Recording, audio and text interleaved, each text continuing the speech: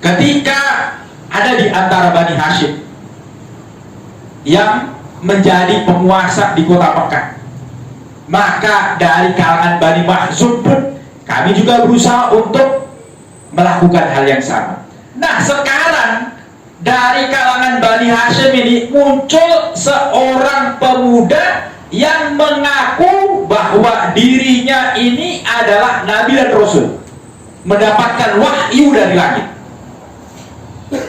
Lantas apakah aku harus mengikuti pemuda tersebut? Apakah aku harus tunduk kepada pemuda yang dari Bani Hashim itu? Bismillahirrahmanirrahim. Assalamualaikum warahmatullahi wabarakatuh. Alhamdulillahirabbil alamin wa bihi nasta'in ala umuri dunya waddin. Wassalatu wassalamu ala asyrafil anbiya wal mursalin wa ala alihi wa ashabihi ajma'in wa man tabi'ahum bi ihsan ila yaumiddin. Amma ba'd. Masyaallah muslimin, bapak-bapak, ibu-ibu, jamaah pengajian Masjid Nur Mirah yang dirahmati Allah Subhanahu wa taala.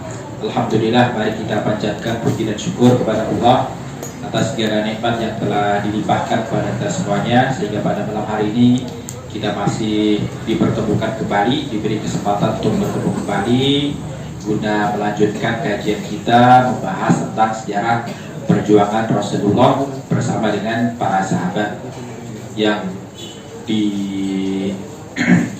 diabadikan, ya, dikenang senantiasa oleh umat Islam hingga zaman kita ini. Kemudian sholawat dan salam tidak lupa mari kita haturkan kepada suri teladan kita, panutan kita semuanya, baginda Rasulullah Muhammad sallallahu alaihi wasallam serta keluarganya, para sahabatnya dan seluruh umatnya yang senantiasa mengikuti ajaran beliau dengan baik hingga menjelang datangnya hari kiamat. Jamaah yang dirahmati Allah Subhanahu wa taala, kajian kita pada pertemuan bulan lalu sampai pada pembahasan tentang dimulainya dakwah oleh Rasulullah Sallallahu Alaihi Wasallam secara terbatas, atau yang dalam pembahasan sirah nabawi sering disebut sebagai periode dakwah siriyah, dakwah secara sembunyi-sembunyi, secara diam-diam. Nah, perlu kita pahami bersama bahwa karakter dakwah siriyah ini ada beberapa hal. Yang pertama, dakwah siriyah ini dilakukan oleh Rasulullah dengan sangat hati-hati. Rasulullah memulai dakwahnya secara sembunyi-sembunyi, secara diam-diam, agar tidak diketahui oleh khalayak ramai dari kalangan orang-orang Quraisy. Maka mau tidak mau beliau sangat berhati-hati. Hati-hati dalam menyampaikan dakwah, memperhatikan situasi sekitar, memperhatikan keadaan sekitar, dan juga hati-hati mengenai siapa yang akan diajak berbicara atau siapa yang akan didakwahi. Karena itu karakter yang kedua dari dakwah siriyah ini, selain dilakukan secara hati-hati, maka mau tidak mau Rasulullah juga pilih-pilih, alias tidak semua orang didakwahi oleh Rasulullah, tidak semua orang diajak, ditawarkan masuk Islam oleh Rasulullah. Kemudian selain itu, yang ketiga yang perlu kita pahami, bahwa karakter dakwah siriyah ini sebenarnya merupakan dakwah fardiyah. Rasulullah mengajak orang itu per individu, alias beliau ketemu orang per orang. Tidak sebagaimana majelis kita ini, langsung banyak orang bisa berkumpul di tempat yang sama, kemudian mendengarkan materi yang disampaikan oleh pembicara. Dalam hal ini saya yang menyampaikan, tidak sebagaimana kajian kita di malam hari ini yang orang lewat pun pada tahu, oh itu lagi ada kajian di Masjid Nurul Mira. Rame-rame apa itu? Lagi pada ngaji. Ngaji apa? Sirah Nabawi. Yang ngisi siapa? Pesertanya siapa? Gampang diketahui. Tetapi di saat Rasulullah menyampaikan dakwah secara sirriyah, selain beliau berhati-hati kemudian pilih-pilih, maka beliau melakukan dakwah itu per individu, orang per orangan, didatangi satu orang demi satu orang. Dan orang yang didatangi ini tentu orang yang sudah terpilih, tidak sembarang orang, orang yang Rasulullah yakin ketika orang ini ditawari untuk beriman, ketika orang ini ditawari untuk menyatakan la ilaha illallah Muhammad Rasulullah dengan konsekuensi meninggalkan segala bentuk peribadatan kepada selain Allah, meninggalkan penyembahan terhadap berhala, meninggalkan tradisi jahiliyah yang waktu itu berurat akar di tengah-tengah orang-orang Quraisy atau orang-orang Arab pada umumnya. Maka ketika Rasulullah yakin orang ini akan menerima dakwahnya, baru beliau akan ajak berbicara secara individu. Kemudian jamaah yang dirahmati Allah Subhanahu wa taala, yang keempat ya, karakter dari dakwah sirriyah ini adalah dakwah ini berjalan pelan. Kenapa? Ya karena terbatas tadi.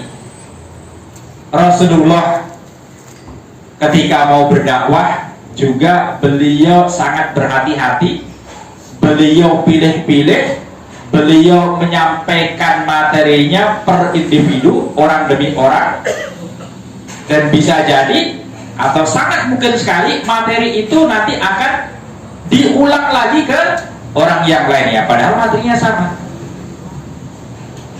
Akhirnya konsekuensinya dakwah ini berjalan dengan pelan.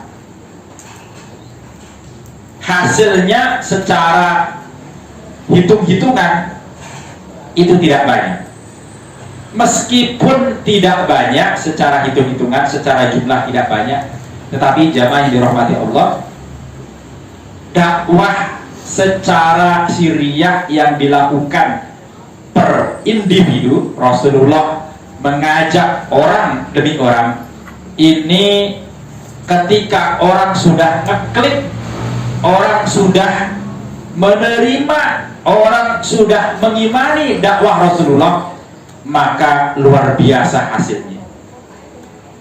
Ini ibarat kalau di zaman modern ini, ya mungkin kita pernah melihat ya, belajar di kelas dengan belajar privat.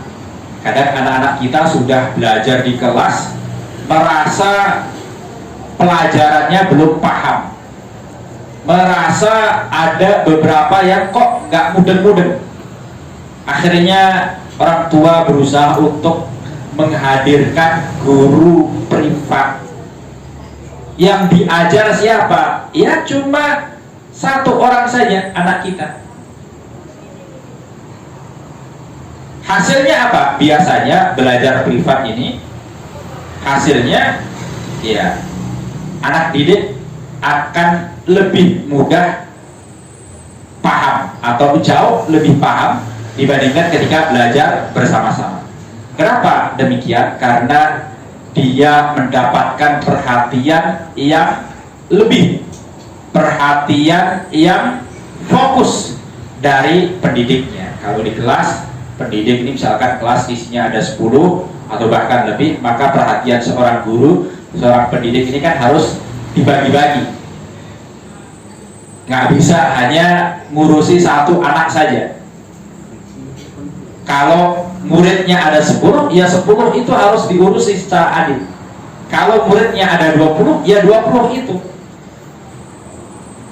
Nah, tentu ya memperhatikan atau memberikan perhatian kepada satu orang dengan 20 orang hasilnya akan berbeda. Demikian juga dakwah secara fardiyah dengan secara jamaiyah tentu ada plus minusnya. Dari sisi perhatian, dakwah secara fardiyah ini tentu perhatian seorang dai kepada makhluk itu akan lebih fokus. Nah, jamaah dirahmati Allah Subhanahu wa taala, pada saat jumlah pengikut Nabi telah mencapai kurang lebih 30 orang, maka Nabi Muhammad memilih rumah Al-Arqam bin Abi Al-Qarm ini, Al-Arqam bin Abi Al-Qarm yang juga sudah masuk Islam. Beliau memilih rumah Al-Arqam bin Abi Al-Qarm sebagai tempat pertemuan, markas dakwah, untuk mengumpulkan orang-orang yang sudah masuk Islam, memberikan arahan, memberikan bimbingan, menyampaikan wahyu, bahkan hanya sekedar bertemu di saat kondisi Islam itu minoritas, atau kalau dalam bahasa hadis itu gurbah, gharib. Dalam hadis kan Rasulullah pernah bersabda kurang lebih begini, badal Islamu ghariban wa sayaudu ghariban kama bada'a fatuba lil ghuraba. Islam itu ketika datang, mulai datang itu datang dalam keadaan asing, dan nanti di akhir zaman Islam itu juga akan kembali dalam keadaan asing sebagaimana dulu pertama kali datang keadaannya asing. Maka tuba lil ghuraba ini sering diterjemahkan berbahagialah orang-orang yang terasing, atau semoga orang-orang yang terasing ini mendapatkan kebaikan. Ada juga yang menafsirkan atau menyampaikan tuba ini nama salah satu pohon yang ada di surga. Artinya mereka para ghuraba ini, mereka akan masuk surga dan mereka akan menikmati pohon tersebut. Maka ada seorang sahabat yang bertanya, siapa itu yang dimaksud dengan al-ghuraba? Rasulullah kemudian menyampaikan, mereka adalah orang-orang yang alladzina yuslihuna, orang-orang yang senantiasa soleh dan muslim. Baik, kalau soleh itu baik secara pribadi, kalau muslim itu lebih daripada soleh, sudah baik secara pribadi, tetapi juga menyebarkan kebaikan itu kepada orang lain. Jadi kalau orang soleh itu belum tentu muslim, tetapi kalau orang muslim sudah pasti dia soleh. Artinya orang itu kalau baik secara pribadi, belum tentu kebaikan dia itu dia sebarkan kepada orang lain. Bisa jadi dia pengen ngajak orang lain untuk juga baik seperti dia, tetapi lemah, gak mampu, takut. Kenapa? Karena mungkin lingkungannya lingkungan preman. Kalau dia ajak preman itu untuk misalkan ayo ke masjid, premannya bisa mencelakai dia, akhirnya cari aman. Udahlah, daripada nanti diganggu preman, ya sudah, saya cari aman saja. Barangkali ada yang seperti itu. Nah, yang muslim itu selain baik untuk diri sendiri, dia juga menyebarkan kebaikan itu kepada orang lain, mendakwahkan kebaikan itu kepada orang lain. Nah, kembali kepada upaya Rasulullah untuk mengumpulkan sahabat ini di rumah Al-Arqam bin Abi Al-Arqam di masa-masa itu, di mana umat Islam masih minoritas. Bertemu sesama umat Islam itu sudah merupakan satu kebaikan yang luar biasa. Saling menguatkan, saling mengingatkan, luar biasa. Mungkin pada saat kita berada di masyarakat Solo dan sekitarnya, di mana umat Islam mayoritas, ketika kita ketemu mungkin paling yo semono ya, udah biasa ya. Kenapa? Ya lingkungan sekitar kita alhamdulillah ya mayoritas muslim. Tetapi pada saat kita tinggal di lingkungan di mana umat Islam itu minoritas, kemudian kita ketemu dengan saudara sesama muslim, itu pasti rasanya akan beda sekali. Saling menguatkan, gimana kabarnya, bagaimana keadaan saudara kita yang ada di sana. Oh, umat Islam di sana tinggal sedikit. Pasti ya ada yang namanya solidaritas, ada yang namanya ukhuwah yang lebih dibandingkan dengan ketika kita menganggap wah pertemuan paling ya pertemuan biasa. Kenapa? Sudah terbiasa seperti itu. Nah, jangan dirahmati Allah Subhanahu wa taala ya.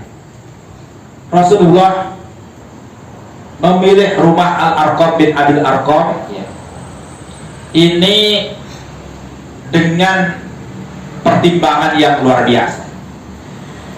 Ada beberapa alasan mengapa Al-Arqam bin Abil Arqam itu rumahnya yang dipilih oleh Rasulullah. Yang pertama, karena Al-Arqam bin Abil Arqam ini belum diketahui keislamannya. Jadi di masa itu ya rumahnya Al-Arqam bin Abil Arqam ini digunakan oleh Rasulullah. Bahkan pada saat dakwah itu sudah memasuki periode yang berikutnya, yaitu periode dakwah secara terang-terangan. Tetapi beberapa orang yang mengikuti dakwah itu masih menyembunyikan atau bahkan disembunyikan identitasnya. Kalau meminjam istilah Syekh Munir Muhammad Ghutban, itu namanya Jahriyatut dakwah, Siriyatut tangdim. Dakwahnya itu sudah dilakukan secara terang-terangan, tetapi pengorganisasian siapa saja yang terlibat dalam kegiatan dakwah itu masih terbatas yang mengetahuinya.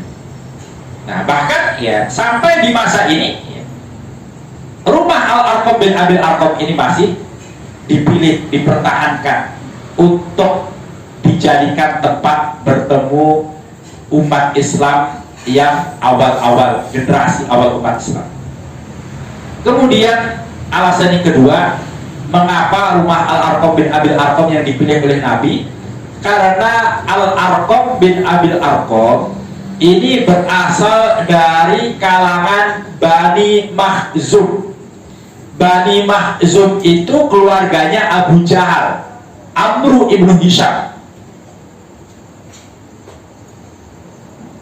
Dan Bani Makhzum ini dalam sejarah itu selalu bersaing dengan Bani Hashim. Sampai ada sebuah riwayat yang menyampaikan kisah Abu Jahal yang sebenarnya itu tahu bahwa Muhammad adalah Nabi dan Rasul, bahwa apa yang disampaikan oleh Muhammad itu bukan kata-kata biasa, bukan kata-kata yang berasal dari lisan manusia, tapi itu adalah wahyu dari Allah. Kemudian Abu Jahal ditanya, kalau memang Anda tahu bahwa apa yang disampaikan oleh Muhammad itu bukanlah kata-katanya, tetapi wahyu dari Allah, mengapa Anda tidak mengikuti Muhammad saja? Apa jawab Abu Jahal? Mungkin kalau dengan ungkapan kita ya, tidak semudah itu urusannya. Kami Bani Makhzum dengan Bani Hashim, keluarga besarnya Nabi Muhammad, kami ini terlibat persaingan sudah sekian lama dalam banyak hal. Ketika mereka berdagang, Bani Hashim berdagang, kemudian dari kalangan mereka muncul saudagar-saudagar yang kaya, maka kami pun juga berusaha menyaingi. Kami berdagang sehingga dari kalangan Bani Makhzum pun juga kami punya saudagar-saudagar yang kaya. Ketika mereka Bani Hashim berusaha untuk menunjukkan kedermawanannya, kebaikannya, maka kami pun juga berusaha melakukan hal yang sama, menyaingi. Ketika ada di antara Bani Hashim yang menjadi penguasa di kota Mekah, maka dari kalangan Bani Makhzum pun kami juga berusaha untuk melakukan hal yang sama. Nah, sekarang dari kalangan Bani Hashim ini muncul seorang pemuda yang mengaku bahwa dirinya ini adalah Nabi dan Rasul, mendapatkan wahyu dari langit. Lantas apakah aku harus mengikuti pemuda tersebut? Apakah aku harus tunduk kepada pemuda yang dari Bani Hashim itu? Kalau aku harus tunduk, apa kata orang? Oh, ternyata Bani Makhzum akhirnya kalah dalam persaingan ini karena Bani Makhzum tidak punya Nabi dan Rasul. Nabi dan Rasulnya berasal dari kalangan Bani Hashim. Makanya daripada nanti dicemooh orang, lebih baik kenabian Muhammad itu nggak usah diakui saja. Jadi kalau kita lihat kasus ini, jamaah dirahmati Allah Subhanahu wa taala, Abu Jahal itu menolak kenabian dan kerasulan Muhammad karena apa? Karena gengsi. Rata-rata orang-orang Quraisy yang usianya di atas 40, mereka menolak kenabian dan kerasulan Muhammad itu karena alasan duniawi. Ya, kalau Abu Jahal tadi karena gengsi, apa kata orang nanti kalau ternyata Bani Makhzum dianggap kalah bersaing dengan Bani Hashim? Ada lagi orang-orang yang bekerja sebagai penjual atau bahkan pemahat, memproduksi berhala. Mereka tidak mau mengikuti dakwah Nabi. Kenapa? Takut nanti berhalanya nggak laku.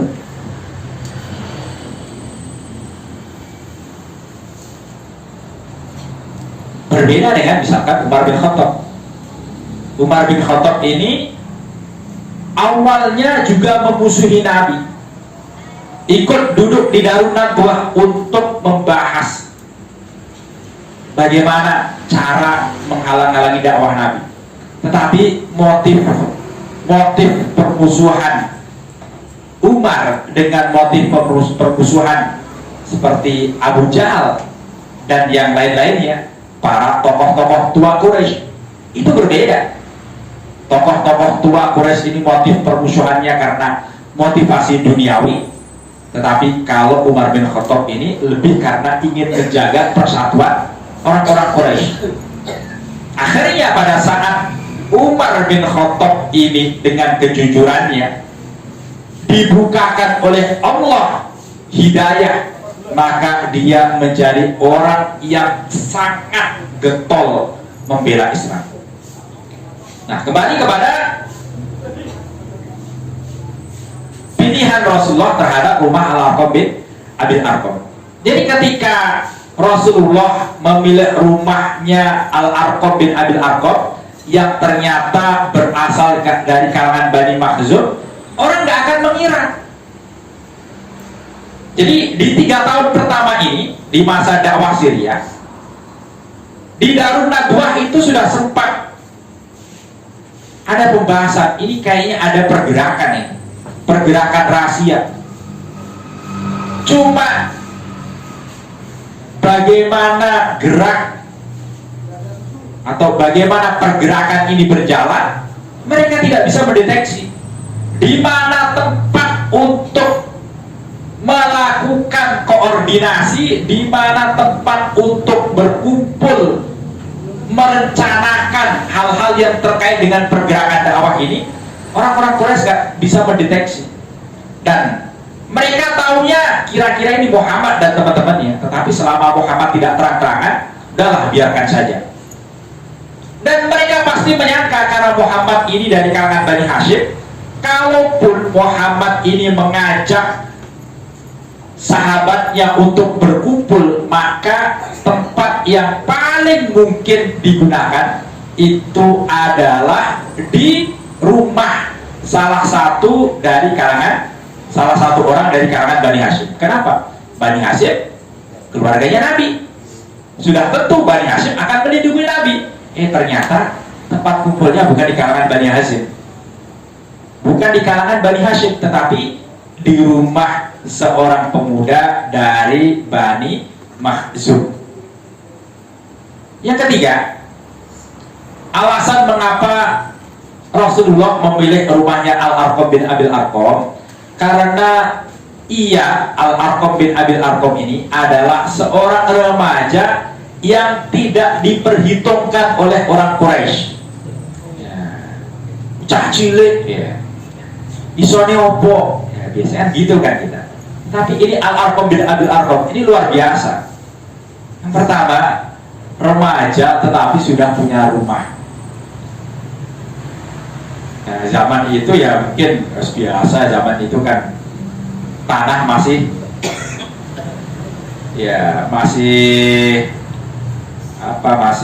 luas ya. Tetapi bukan hanya masalah dia sudah punya rumah, menggunakan rumahnya untuk kepentingan dakwah di masa-masa itu resikonya besar. Musuh pasti nanti kalau ketahuan akan dianggap ini musuh masyarakat. Al-Arqam bin Abil Arqam, seorang pemuda yang masuk Islam dan tidak diperhitungkan oleh orang-orang Quraisy, karena lazimnya orang-orang terutama yang usianya sudah senior pada saat melihat anak remaja itu kan paling yo cicak cilik,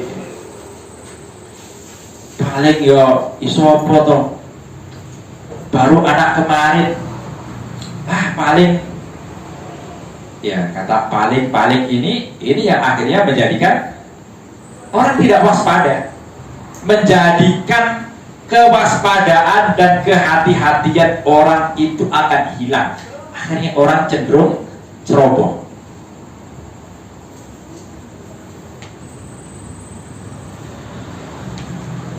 Kemudian yang keempat, jamaah yang dirahmati Allah Subhanahu wa taala.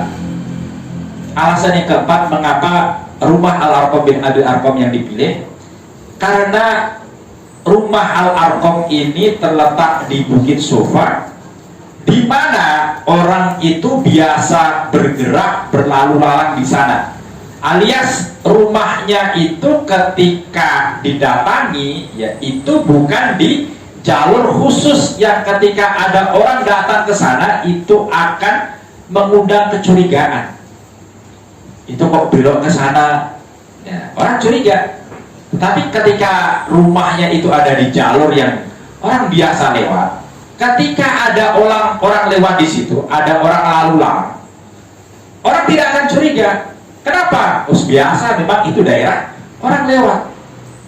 Lain halnya ketika daerah itu untuk bisa mencapainya, itu harus ada jalur-jalur tersendiri, jalur khusus, belok ke jalur khusus. Pada saat orang belok pun itu sudah orang curiga, itu ngapain itu ke sana. Di situ kan ada tempat, di situ kan ada rumahnya Al-Arqam bin Abil Arqam. Akhirnya orang curiga. Dan posisi rumahnya Al-Arqam bin Abil Arqam ini posisi yang orang tidak akan curiga, tidak akan menyangka, oh ternyata rumahnya dipakai untuk kumpul-kumpul oleh Rasulullah dan para sahabat. Kemudian yang kelima, jamaah dirahmati Allah, alasan mengapa rumah Al-Arqam bin Abil Arqam yang dipilih adalah rumahnya ini luput dari pantauan orang-orang Quraisy. Jadi intinya ya, dari 1, 2, 3, 4 kesimpulannya itu yang nomor 5 itu, rumahnya luput dari pantauan orang-orang Quraisy. Kenapa luput? Ya, Al-Arqam belum diketahui keislamannya. Al-Arqam dari kalangan Bani Makhzum, Bani atau Trah yang sangat memusuhi Rasulullah. Al-Arqam pemuda remaja yang tidak diperhitungkan oleh orang Quraisy, cah cilik. Rumahnya itu ada di jalur yang biasa orang lewat, tidak ada gerakan khusus, sehingga kalaupun ada orang mampir, ya orang nggak curiga, sehingga nggak dipantau oleh orang-orang Quraisy. Dan ini menunjukkan kecerdasan Rasulullah. Rasulullah itu cerdas.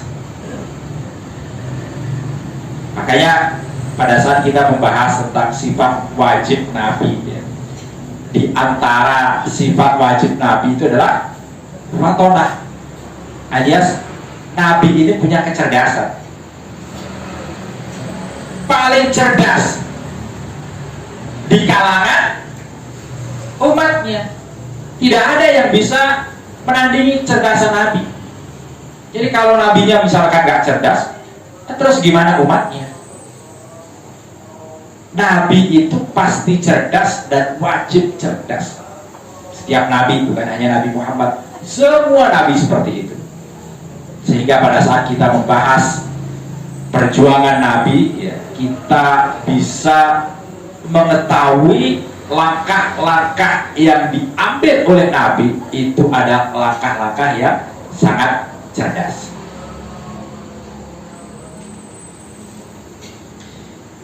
Jamaah yang dirahmati Allah Subhanahu wa taala,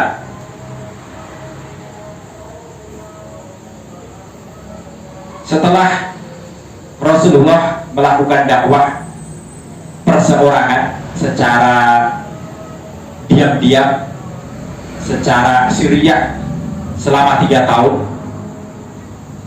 maka ya beliau memiliki para pengikut yang mau mendengarkan dakwahnya. Sudah ada orang-orang yang mau mendengarkan dakwahnya. Beliau mempunyai sekelompok orang soleh dari kalangan orang-orang Quraisy asli maupun orang-orang non-Quraisy. Jadi generasi awal yang mengikuti dakwah Nabi itu tidak semuanya orang Quraisy.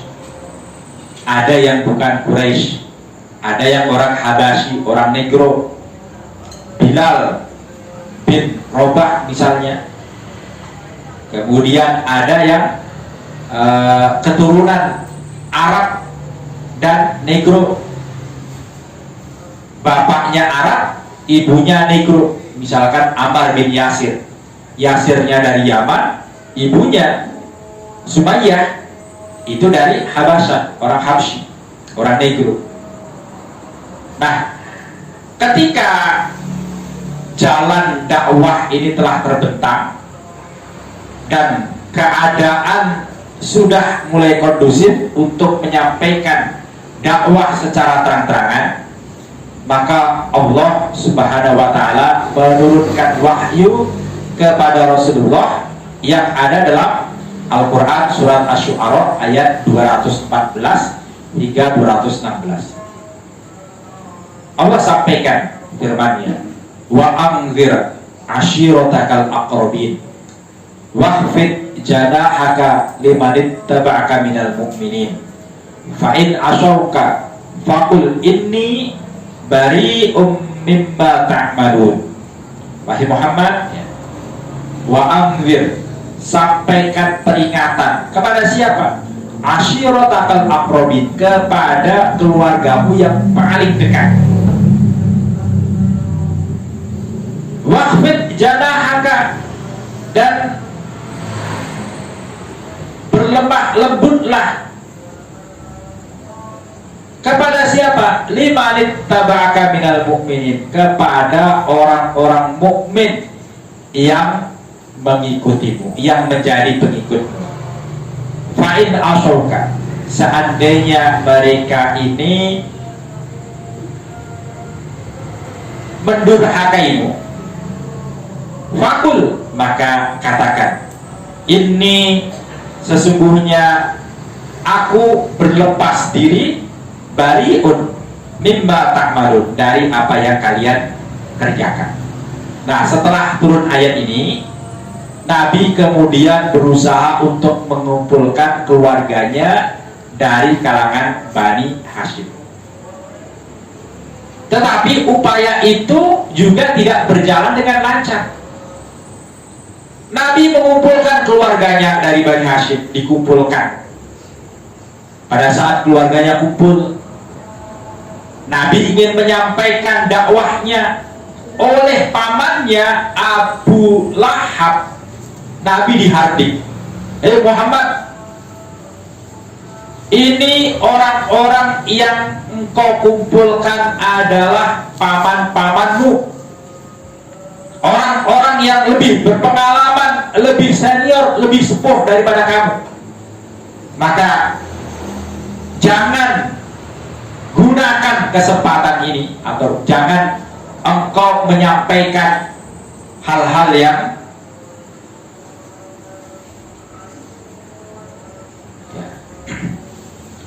jangan menyampaikan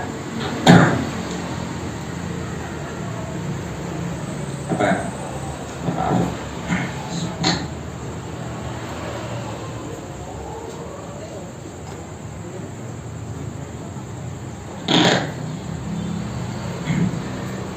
Jangan engkau sampaikan hal-hal yang tidak mereka suka.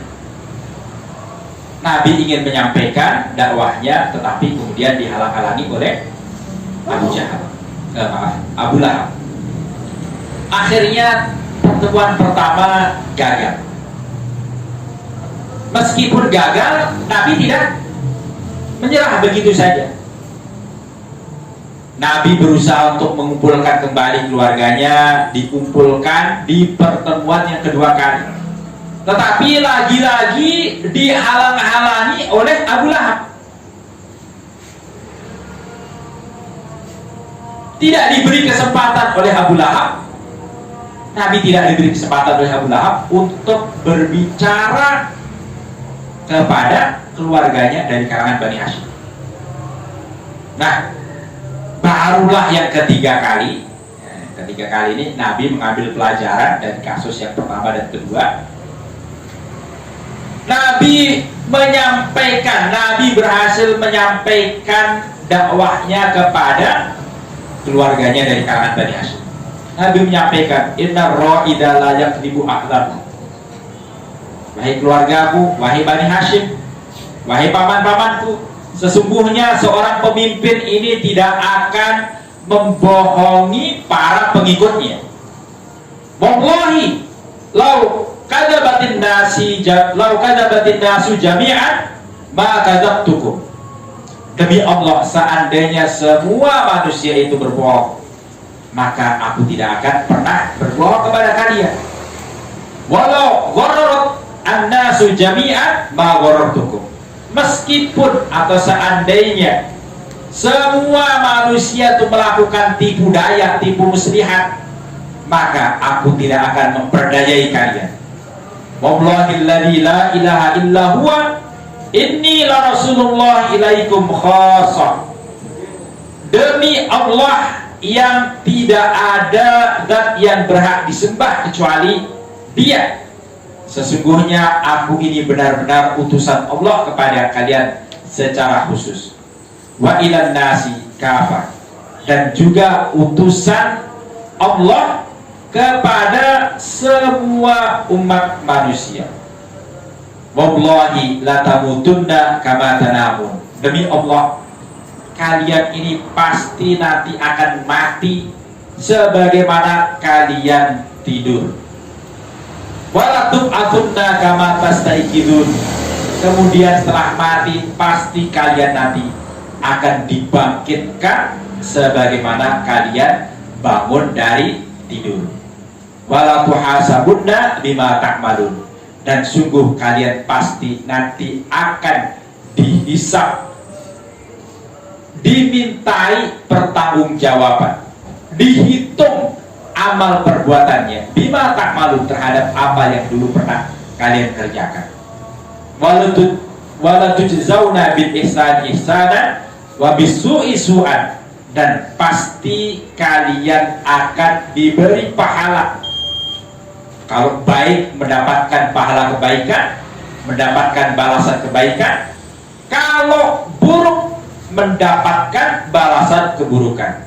Wa innaha lajannatun abadan awin naru abadan. Sungguh nanti di sana setelah umat manusia itu dibangkitkan dari kematiannya, di sana nanti hanya akan ada dua tempat.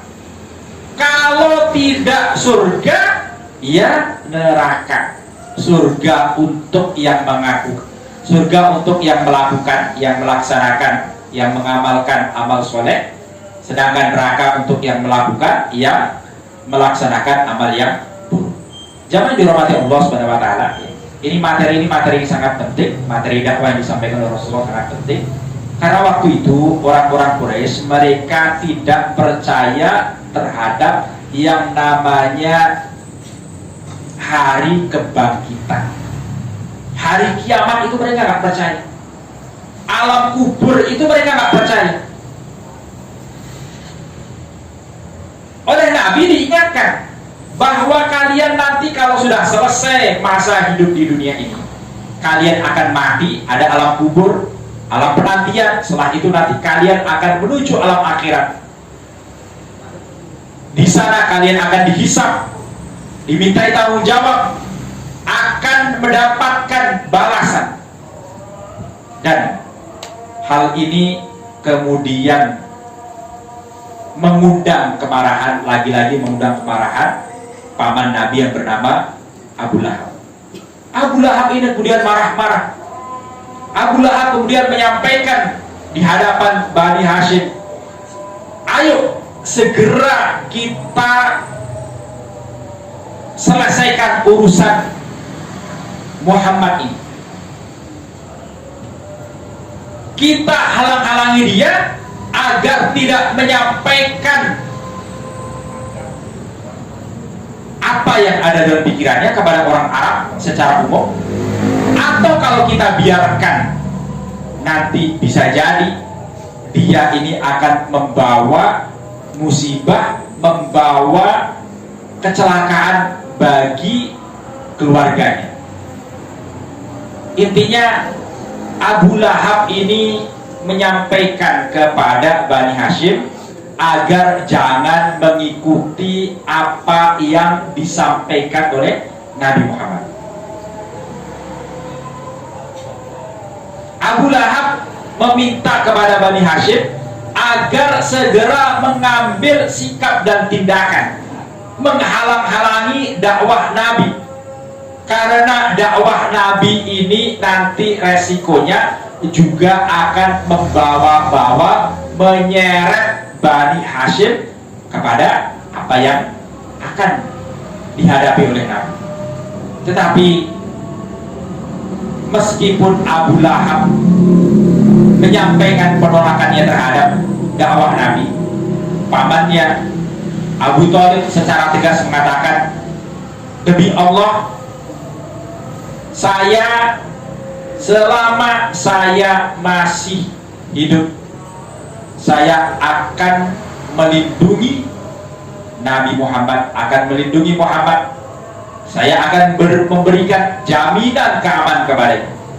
Silahkan Bani Hashim mengikuti aku atau mengikuti Abu Lahab. Dan ternyata Bani Hashim semuanya mengikuti Abu Thalib yang memang menjadi pemimpin dari Bani Hashim. Barangkali demikian yang bisa saya sampaikan dalam kajian kita di malam hari ini. Insyaallah kita akan lanjutkan materi ini di pertemuan yang akan datang. Semoga yang singkat ini bisa bermanfaat bagi kita semuanya. Aku qouli hadza wa sallallahu ala nabiyyina wa ala alihi wasallam. Assalamualaikum warahmatullahi wabarakatuh.